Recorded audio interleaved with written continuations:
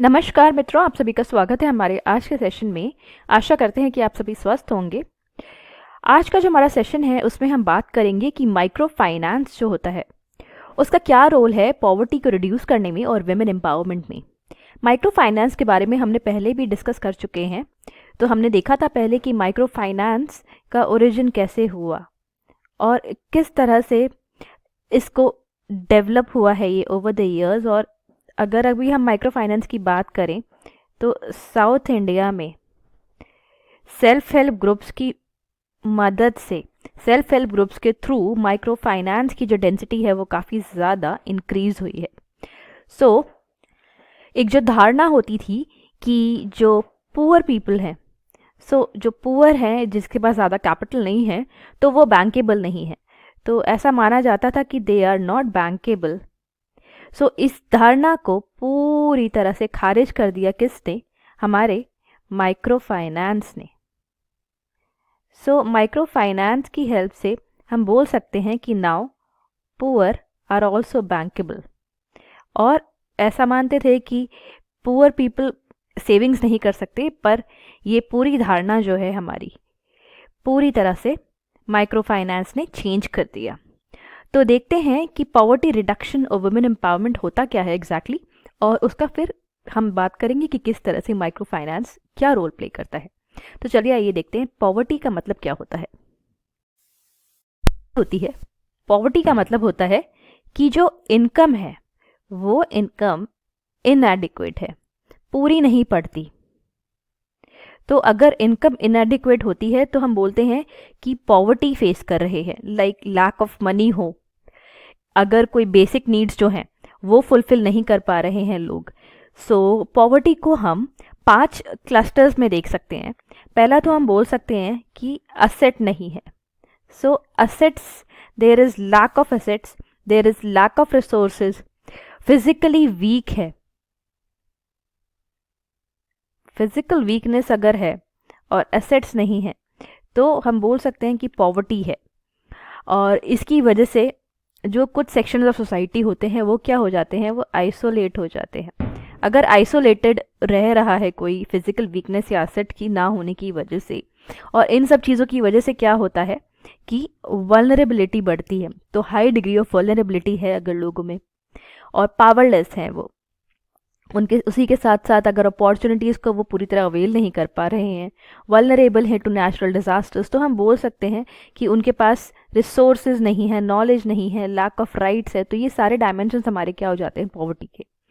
तो पॉवर्टी को अगर हम डिफाइन करें तो हम बोल सकते हैं कि अगर बेसिक नीड्स ऑब्टेन नहीं कर पा रहा है कोई इंडिविजुअल, उसको अपॉर्चुनिटीज़ नहीं है, और उस सब की चीज़ों की वजह से क्या हो रहा है कि वो वल्नरेबल हो रहा है टू वेरियस नेचुरल डिज़ास्टर्स या बाकी और तरीके के डिज़ास्टर्स के लिए, तो हम बोल सकते हैं कि वो पॉवर्टी फेस कर रहे हैं। इसीलिए पॉवर्टी को एलिवेट करने की जगह ज़्यादा ज़रूरी है कि पॉवर्टी को क्या किया जाए, रिड्यूस। अब पॉवर्टी एलिवेशन का मतलब होता है कि पॉवर्टी को शॉर्ट टर्म के लिए इम्प्रूव किया जा रहा है। मतलब वो पॉवर्टी वाली सिचुएशन जो है उसे थोड़ा सा इम्प्रूव किया जा रहा है। पर जो रिडक्शन होता है, पॉवर्टी रिडक्शन, ये एक इम्पॉर्टेंट कॉन्सेप्ट है जिसमें क्या होता है कि पॉवर्टी को जो है तो 4 डायमेंशंस हैं पॉवर्टी के। लाइक जो ऐसी चीज़ें हैं जो पॉवर्टी की तरफ किसी इंसान को लेके जा रही हैं, तो उन चीज़ों को ठीक किया जाए। लाइक लैक ऑफ एसेट्स, अगर एसेट्स नहीं है तो एसेट प्रोवाइड किया जाए, रिसोर्सेज प्रोवाइड की जाए, नॉलेज, राइट्स। तो इन सब चीज़ों के बारे में जब पता होगा तो जो इंसान है वो पॉवर्टी से बाहर आने का ज़रिया उसको मिलेगा। लाइक अगर उनके पास किसी इंसान के पास, किसी पर्सन के पास अगर ये जो डिपेंडेंसी है ऐसी चीज़ों पे जिसकी वजह से उनके पास गरीबी आ रही है, तो उस चीज़ को हटा दिया जाए। लाइक अगर एसेट्स नहीं है तो एसेट्स लाए जाए, एसेट क्रिएट किया जाए। तो जो प्रॉब्लम जो है उसे वहाँ से इन 4 डायमेंशंस पे एक्ट किया जाए तो क्या होगा कि पॉवर्टी रिड्यूस हो सकती है। It is the sustainable elevation of poverty by covering 4 dimensions. इन चारों डायमेंशंस को कवर करते हुए पॉवर्टी को एलिवेट करना सस्टेनेबली, तो हम उसको बोलते हैं poverty reduction. So poverty reduction it is a long term process और ये काफ़ी इंपॉर्टेंट होता है।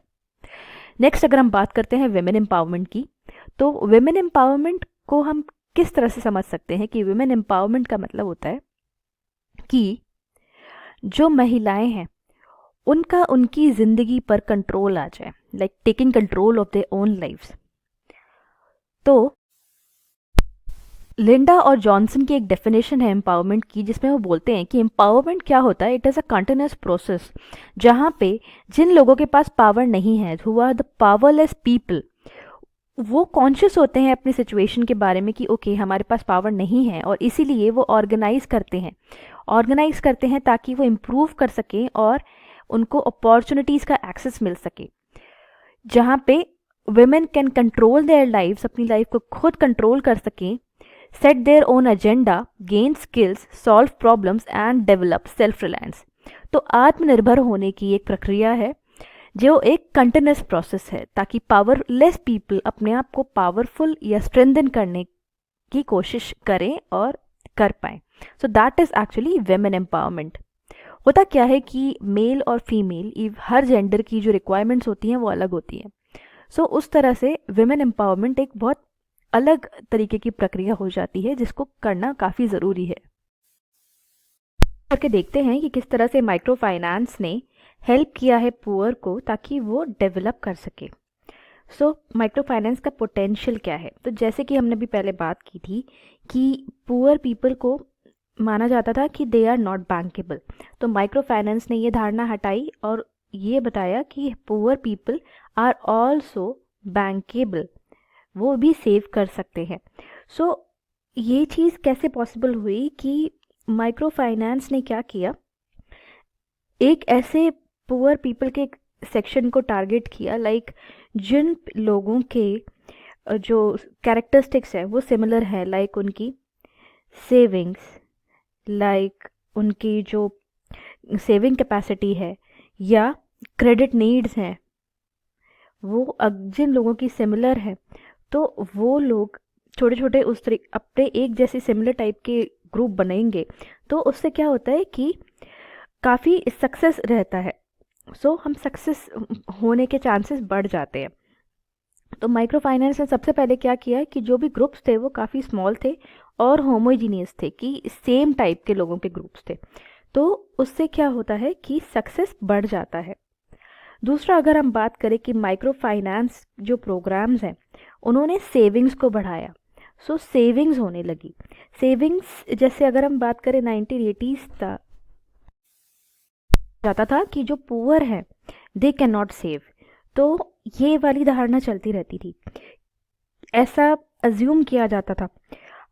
पर क्या हुआ कि अगर हम जो भी कोई भी इंस्टीट्यूशन है उस इंस्टीट्यूशन को अगर तमीज से स्ट्रक्चर किया जाए, तो स्ट्रक्चरल जो उसका स्ट्रक्चर होगा, जो मॉडिफिकेशंस चाहिए, अगर वो अप्रोप्रिएट हैं और वो इस तरह से प्रोवाइड करें वो डिमांड ओरिएंटेड सेविंग प्रोडक्ट्स, कि जो डिमांड है तो डिमांड ओरिएंटेड होने चाहिए जो भी सेविंग्स अगर वो प्रोवाइड कर रहे हैं, तो उससे क्या होगा कि जो पुअर पीपल हैं वो भी सेव कर पाएंगे क्योंकि उनकी जो डिमांड्स हैं वो फुलफिल होंगी। तो उससे क्या होगा कि आउटरीच बढ़ेगी। अब आउटरीच बढ़ेगी तो उससे माइक्रो फाइनेंस इन सब चीज़ों को ध्यान में रखते हुए जो है वो आउटरीच को बढ़ाता है और पुअर पीपल की सेविंग्स को इंक्रीज करता है। सो इस तरह से हम देख सकते हैं कि माइक्रो फाइनेंस काफ़ी ज़्यादा सक्सेसफुल रहा है इस काम में। उसने क्योंकि एक ऐसा स्ट्रक्चर बनाया जो डिमांड ओरिएंटेड था, जिससे आउटरीच बढ़ी और उससे सेविंग्स इंक्रीज हुई। अब इसमें क्या होता है कि जो मेंबर्स हैं ये जो मेंबर्स हैं ग्रुप के, ये करते हैं रेगुलर सेविंग्स में कंट्रीब्यूट करते हैं। तो जो सेविंग्स में जब ये कंट्रीब्यूट करेंगे रेगुलरली, तो क्या होगा कि जो ग्रुप है वो स्ट्रेंथन होगा, और जब ग्रुप स्ट्रेंथन होता है तो मेंबर्स को ये परसेप्शन होता है कि हाँ उनका कुछ स्टेक है उस इंस्टीट्यूशन में। सो जो ग्रुप है वो क्या करता है, वो रिलाय करता है इन सेविंग्स पे। जो मेंबर्स ने जो सेविंग की है, वो जो सेविंग है वो क्या बनेगी आगे जाके, जो फंड है जो जिस पे लोन लिया जा सकता है, इस सेविंग पे क्या हो जाएगा, लोन लिया जा सकेगा। सो ये एक रिलायबल फंड की तरह काम करता है, reliable source of loanable fund की तरह से ये काम करती है ये जो सेविंग है जो भी मेंबर्स ने की है। सो ये जो सेविंग्स हैं ये हेल्प करती हैं ताकि पता चले कि क्रेडिट वर्दीनेस क्या है बोरोवर्स की। क्रेडिट वर्दीनेस, जो सेविंग्स हो रही हैं तो सेविंग्स में कंट्रीब्यूशन के कुछ फ़ायदे होते हैं। फ़ायदा ये होता है पहला कि ये एक इनएक्सपेंसिव सोर्स हो जाता है हमारा कैपिटल का, और इस कैपिटल पे क्या हो सकता है, रीलेंडिंग हो सकती है। और क्या होता है कि नेचुरल क्लाइंट पूल बन जाता है। और क्या हो सकता है कि लो इनकम हाउस होल्ड जो हैं उनको फ़ायदा होता है। और जो हाउस होल्ड्स हैं वो क्या हो सकता है कि जो हाउस होल्ड्स हैं वो इन्वेस्टमेंट्स को सेल्फ फाइनेंस कर सकते हैं। उसी के साथ साथ मेंबर हाउस होल्ड्स हैं वो क्या कर सकते हैं, वो अपनी सेविंग्स को विड्रॉ कर सकते हैं या क्रेडिट ले सकते हैं कंजम्पशन के लिए। तो उससे क्या फ़ायदा होगा, उससे फ़ायदा ये होता है कि मनी लेंडर्स पे जाने की ज़रूरत नहीं पड़ती। तो मनी लेंडर से जो बोरो हो रहा था, जो जितनी भी बोरिंग हो रही थी वो क्या हो जाती है, कम हो जाती है। फूड सिक्योरिटी इंश्योर हो सकती है। और हेल्थ और एजुकेशन सेक्टर में अगर वो क्रेडिट ले रहे हैं तो वो कहीं पे क्या कर सकते हैं, वो एक्सेस कर सकते हैं कि हॉस्पिटल्स को या एजुकेशन इंस्टीट्यूशंस को। क्रेडिट की फैसिलिटी इम्प्रूव होती है, उससे क्या होता है कि जो लोग हैं, जो भी हमारे ग्रुप्स हैं, उनमें क्या होता है, इसका डेवलपमेंट होता है। सो असेट बिल्डअप होने लगता है। और अब अगर ब्लेंडिंग जो है अगर किसी एक मेंबर को हो रही है, उसकी जगह अगर जो लेंडिंग है किसी ग्रुप को हो रही है, तो क्या होता है कि ग्रुप के उस मेंबर को लेंडिंग कम रिस्की हो जाती है, क्योंकि जो पीयर सिलेक्शन होता है उससे क्या होगा कि जो भी प्रॉब्लम्स आएंगी वो पूरा का पूरे ग्रुप की प्रॉब्लम होगी। ग्रुप लेंडिंग की वजह से क्या होता है कि डिफरेंट इंटरेस्ट रेट जो हैं चार्ज किए जा सकते हैं टू बोरोवर्स जिनका रिस्क लेवल अलग अलग हो। तो अलग अलग टाइप के बोरोवर्स का जिनका अलग अलग रिस्क लेवल है उनको अलग अलग रेट पे इंटरेस्ट पे लेंड किया जा सकता है। और क्या हो सकता है, इससे क्या होता है, एक ऐसा तरीका मिलता है to charge different effective fees to risky and safe type. तो रिस्की जो होंगे उनके लिए जो फीस होगी वो अलग होगी, और सेफ टाइप्स की के लिए क्या हो जाएगी, वो फीस अलग होगी। सो ग्रुप लेंडिंग कॉन्ट्रैक्ट से ये तरीके की जो डिफरेंसेस हैं इनको फोकस में रख के काम किया जा सकता है, इनके अकॉर्डिंग लेंडिंग की जा सकती है।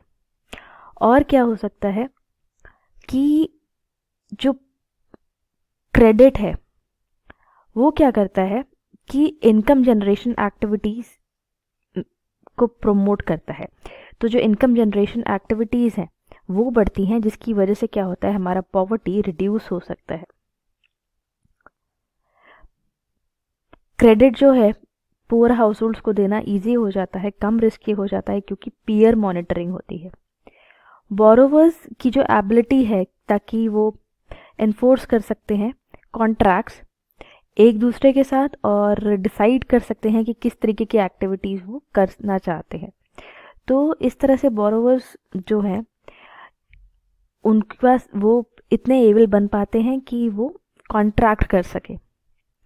रीपेमेंट रेट जो है हाई होता है, जिसकी वजह से अगर आगे आने वाली कोई प्रॉब्लम हो तो उस चीज़ को अच्छी तरह से टैकल किया जा सकता है। तो अर्ली वार्निंग दे देता है वो on emerging problems and allows the group to get hold of cash flow. तो कितना कैश फ्लो हो रहा है, किस प्रॉब्लम में कहाँ जा रहा है, किस तरह से किया जाए, तो उन सब चीज़ों को हेल्प करता है, रिपेमेंट रेट क्योंकि हाई है।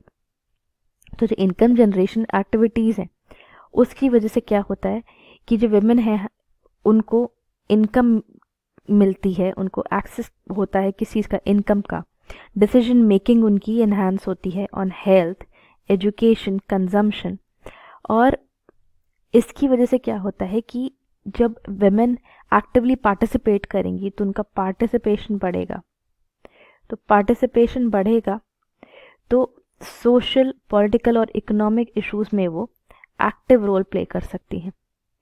सो इसीलिए ज़रूरी है कि माइक्रो फाइनेंस की हेल्प से अलग अलग असेट्स को क्रिएट किया जा सके और जो लोग हैं वो एम्पावर हो सके। एम्पावर होंगे जैसे ही लोग, चाहे वुमेन हो चाहे मेन हो, तो एम्पावरमेंट जैसे ही होगा वहीं से हमारा जो पॉवर्टी है वो हो जाएगी रिड्यूस।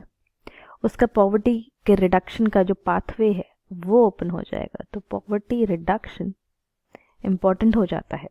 इस तरह से माइक्रो फाइनेंस की हेल्प से पॉवर्टी रिडक्शन में काफ़ी इफ़ेक्ट होता है। तो इसी के साथ हमारा आज का सेशन समाप्त होता है। आशा करते हैं आपको समझ आया होगा, अच्छा लगा होगा। धन्यवाद।